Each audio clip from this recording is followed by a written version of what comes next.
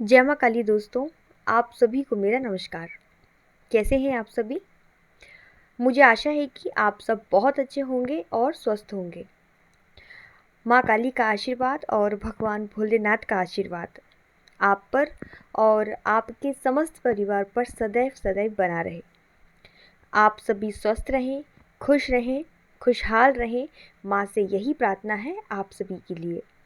माता काली सभी की झोलियाँ भरे, सभी के अन्न धन के भंडार भरे और सभी को तरक्की दे और सभी की मनोकामनाओं को माँ पूर्ण करे।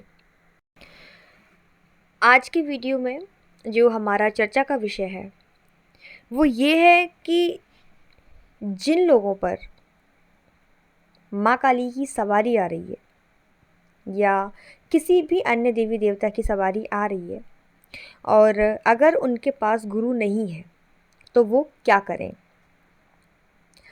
देखिए, सवारी वाले व्यक्ति को गुरु होना बहुत आवश्यक है। ये एक ही प्रश्न मेरे पास बार बार कमेंट में आ रहा है कि हमारे पास सवारी आती है लेकिन बोलती नहीं है, और सवारी आ रही है तो क्या करना चाहिए, कैसे सही गुरु तक पहुंचा जाए, आप हमें किसी गुरु के बारे में बता दीजिए। तो देखिए, गुरु का स्थान बहुत बड़ा होता है। अगर एक बार आपने गुरु बना लिया तो वो आपको जो भी ज्ञान दे, जो भी आज्ञा दे, वो आपको माननी पड़ेगी, क्योंकि गुरु का आदेश भगवान के आदेश से भी बड़ा होता है। इसलिए हर किसी को गुरु नहीं बनाना चाहिए। गुरु बनाने से पहले आप उसे हर तरफ से परख लीजिए कि वो आपके गुरु बनने योग्य है या नहीं। इसलिए हर किसी को ये चीज़ नहीं बोलनी चाहिए कि हमें आपसे गुरु दीक्षा लेनी है या ऐसा या वैसा। हर किसी को गुरु नहीं बनाया जाता। तो अब बात आती है कि सवारी वाले व्यक्ति के लिए गुरु का होना बहुत आवश्यक है, क्योंकि गुरु ही एक ऐसे व्यक्ति होते हैं जो आपको अध्यात्म मार्ग में और साधना मार्ग में आगे बढ़ने का मार्गदर्शन कराते हैं। अब साधकों के मन में ये सवाल उठता है कि एक सही गुरु तक कैसे पहुंचा जाए, क्योंकि आज के समय पर एक सही गुरु मिलना बहुत मुश्किल है। अब कई बार ऐसा भी हो जाता है कि अगर आप गुरु बना भी लेते हैं तो वो आपके सवालों के जवाब सही से नहीं दे पाता, और अगर जवाब देता भी है तो आप उनके जवाबों से संतुष्ट नहीं हो पाते। तो ऐसे में अब क्या करें, कैसे आपका मार्गदर्शन होगा? क्योंकि सवारी वाले व्यक्ति के लिए सवारी वाला गुरु ही होना चाहिए, जो अपने शिष्य की समस्याओं को देखकर उनका उचित मार्गदर्शन कर सके। लेकिन आपने जो गुरु बनाया है, अब उन्हें सवारी के बारे में कुछ पता ही नहीं है, तो वो आपको फिर क्या बताएंगे? तो ऐसे में बहुत से लोग असमंजस में रहते हैं कि क्या करें, कैसे सही गुरु तक पहुंचा जाए, क्योंकि आज के टाइम पर तो हर कोई व्यक्ति लूटने बैठा है। मुझे बहुत लोगों ने आके एक चीज़ बताई है कि जब हमने किसी को गुरु बनाना चाहा तो उन्होंने हमसे कहा कि पहले हमें इतने रुपए दो।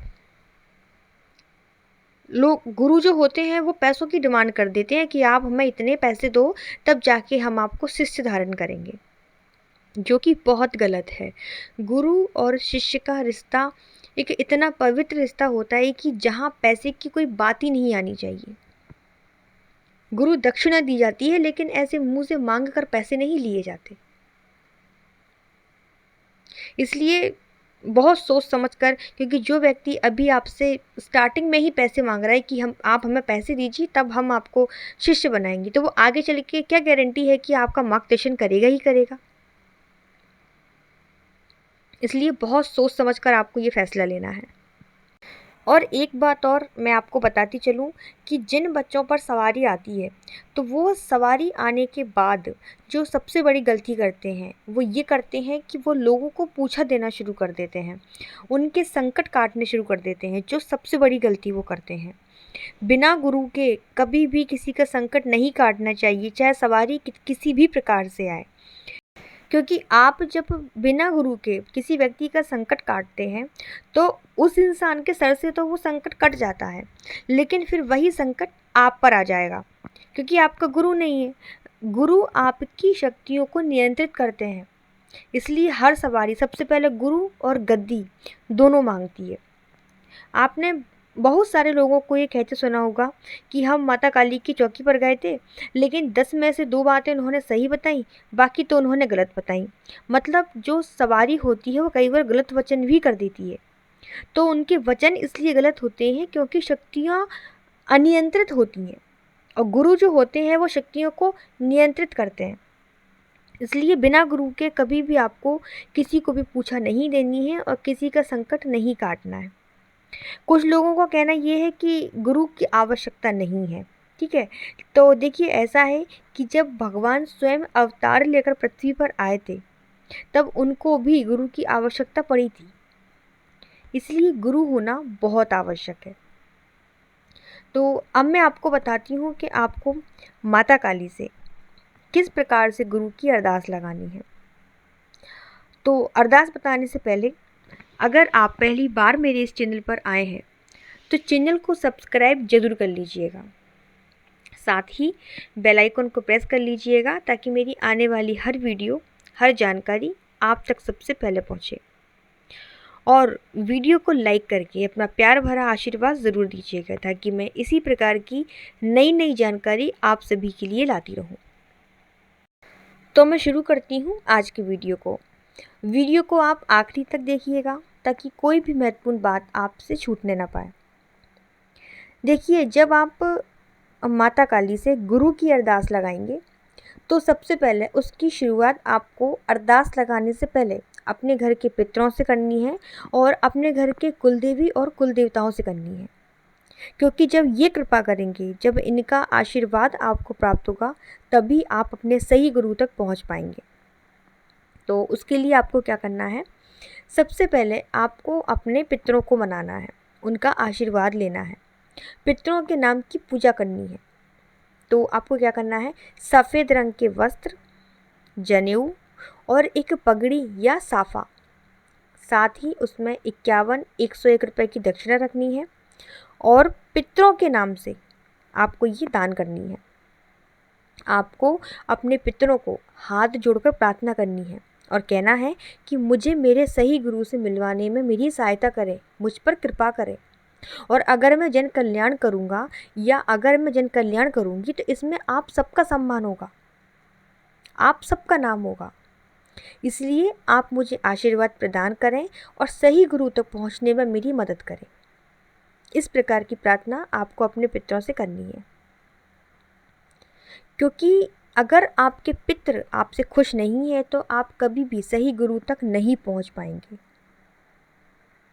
इसलिए आपको पितरों को सबसे पहले मनाना है। उसके बाद जो भी आपके कुल देवता हैं, कुल देवी हैं, उनका जो भी विशेष भोग आपके यहाँ दिया जाता है वो भोग आपको देना है और इसी प्रकार की प्रार्थना आपको उनसे करनी है। उसके बाद आपको क्या करना है, उसके बाद आप शनिवार के दिन माता काली से गुरु की अरदास लगाएंगे। उसके लिए लेना है आपको 1.25 किलो मिठाई। मिठाई आपको जो 2 कलर में मिठाई आती है ना, वो लेनी है, और अगर वो ना मिले तो आप नॉर्मल भी ले सकते हैं, जो सफ़ेद वाले पेड़े आते हैं माँ के, वो भी ले सकते हैं। तो आपको मिठाई लेनी है, साथ में आपको एक नारियल लेना है, जटा वाला और पानी वाला।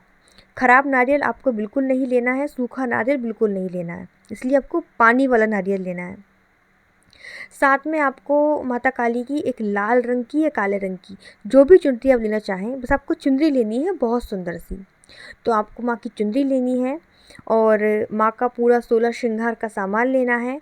नारियल पर आपको कलावा और लाल रंग का कपड़ा भी बांध लेना है। साथ में आपको एक पान का बीड़ा भी ज़रूर लेना है। ये सारा सामान आपको शनिवार के दिन लेकर जाना है। कहाँ पर? माता काली के किसी भी सिद्धपीठ मंदिर में। तो ये सारा सामान आपको लेके जाना है और माता को अर्पित करना है। साथ ही आपको वहाँ माँ से प्रार्थना करनी है कि हे माँ काली, हे महामाई, हम अज्ञानी हैं, हम कुछ नहीं जानते, अगर आपने हमें सवारी प्रदान की है, आपने हमें कृपा प्रदान करी है, तो माँ अब आप ही हमारा आगे मार्गदर्शन करिए, क्योंकि हम आपसे जुड़े हुए हैं, आपको जानते हैं और आगे कुछ भी नहीं जानते। इसलिए माँ अब आप ही हमारा मार्गदर्शन करो और एक सच्चे गुरु तक हमें पहुँचा दो, ताकि हम अपनी साधना मार्ग में आगे बढ़कर सिद्धि प्राप्त कर सकें और जन कल्याण का कार्य कर सकें। इस प्रकार की प्रार्थना आपको माँ से करनी है, माँ को श्रृंगार अर्पित करना है और 15 मिनट तक आपको वहाँ बैठकर ध्यान लगाना है। माँ के बीज मंत्र, चालीसा, जो भी आपको आता है वो आपको वहाँ बैठ के जाप करना है। ऐसा नहीं करना है कि आप गए, श्रृंगार चढ़ाया और तुरंत वापस आ गए। आपको अच्छे से पूर्ण समर्पण के साथ माँ से अरदास लगानी है और ये आपको सिर्फ एक शनिवार को ही करना है, ठीक है। फिर माता से अरदास लगाने के बाद क्या करना है? कुछ भी नहीं करना है, आपको बिल्कुल निश्चिंत हो जाना है, ठीक है। आपको ऐसे दर दर भटकने की ज़रूरत नहीं है कि गुरु कहाँ मिलेंगे, गुरु कहाँ मिलेंगे। ऐसे गुरु नहीं मिलते हैं, ऐसे हर किसी को गुरु नहीं बनाया जाता। देखिए, कर्म कांड करने वाले गुरु अलग होते हैं और जो सवारी वाले होते हैं गुरु, वो अलग होते हैं, ठीक है।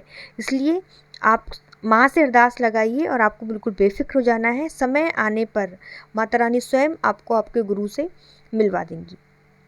तो ये थी मेरी आज की जानकारी। मुझे आशा है कि आपको वीडियो पसंद आया होगा। वीडियो अच्छा लगे तो वीडियो को लाइक ज़रूर करिएगा और मुझे कमेंट में बताइएगा कि आपको नेक्स्ट वीडियो किस टॉपिक पर चाहिए, ठीक है। और टॉपिक भी कुछ ऐसा होना चाहिए जो सभी के लिए लाभदायक हो, जिससे सभी को कुछ अच्छी जानकारी मिले। तो आज के लिए इतना ही। वीडियो को लाइक ज़रूर करिएगा। मैं मिलती हूँ आपसे नेक्स्ट वीडियो में। तब तक सभी को जय माता दी।